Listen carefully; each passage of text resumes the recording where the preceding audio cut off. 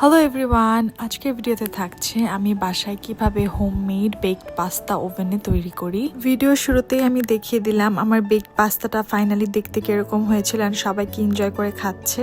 And এইদিকে আমি chicken hot dogs কেটে ফেলেছিলাম ছোট ছোট পিসেসে। অ্যান্ড এখানে আমি এখন দিয়ে দিব গার্লিক, অনিয়ন অ্যান্ড সব কিছু আমি অলিভ অয়েলে ফ্রাই করছিলাম। অ্যান্ড এই তো সসেজও দিয়ে দিলাম। অ্যান্ড এইটা দিচ্ছি যে কোনো মিট মশালা, তারপর চিলি ফ্লেক্স, সল্ট অ্যান্ড এখন দিয়ে দিব ক্যাপসিকাম। তারপর এগুলাকে সব কিছুকে ভালো করে ফ্রাই করব। তারপর আরেকটা সেপারেট প্যানে এখন আমি আমার হোয়াইট সসটা তৈরি করব। ফার্স্টে দিয়ে দিলাম আমি পাউডার মিল্ক অ্যান্ড এগুলোকে ভালো করে মিক্স করার পর আমি দিয়ে দিলাম অল পারপাস ফ্লোর অ্যান্ড ওগুলোকে মিক্স করে বাটার, মিক্সড হার্বস, দেন পেপার, চিলি ফ্লেক্স, সল্ট সবকিছু দেওয়ার পর মাশরুম দিয়ে দিলাম। তারপর আমি একটা ক্রিম চিজও দিয়ে দিলাম, ওইটা অপশনাল, আপনি চাইলে নাও দিতে পারেন। অ্যান্ড এখানে দিয়েছিলাম mozzarella cheese. And just look at the texture of my sauce, it's so creamy.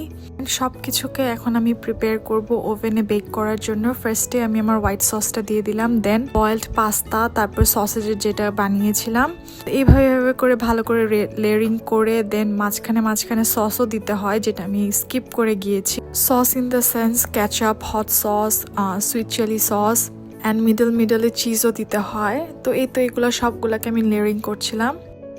And in the very end আমি বেশি করে মোজারেলা চিজ দিয়ে দিব অ্যান্ড মিক্সড হার্বস অ্যান্ড উপরে একটু ডেকোরেশনের জন্য আমি দিয়ে দিলাম ক্যাপসিকামস অ্যান্ড ব্ল্যাক অলিভস, যেগুলো দেখতে পরে খুবই সুন্দর লাগে বেক হওয়ার পর। তো এইদিকে আমি একটা ছোট বক্সে ইনায়া স্যারের জন্য পাস্তা তৈরি করছিলাম, যেটা আমি কোনো স্পাইস দিই নাই, খুবই প্লেন রেখেছি। তারপর এগুলাকে আমি ওভেনে দিয়ে 180 ডিগ্রি সেলসিয়াসে 30 মিনিটস বেক করব। অ্যান্ড আফটার এক্স্যাক্টলি 30 মিনিটস এটা ছিল আমার final results. Just look at the pasta, একদম পুরো রেস্টুরেন্ট স্টাইলে ছিল। লাইক আমি তো একদমই শক ছিলাম যে এত মজা কিভাবে হলো। আমরা সবাই মিলে মুভি দেখছিলাম আর একটা বক্সে কাড়াকাড়ি করে আমরা পাস্তা খাচ্ছিলাম, বিকজ এটা আরেক মজা সবাই একসাথে এক বলে খাওয়াটা।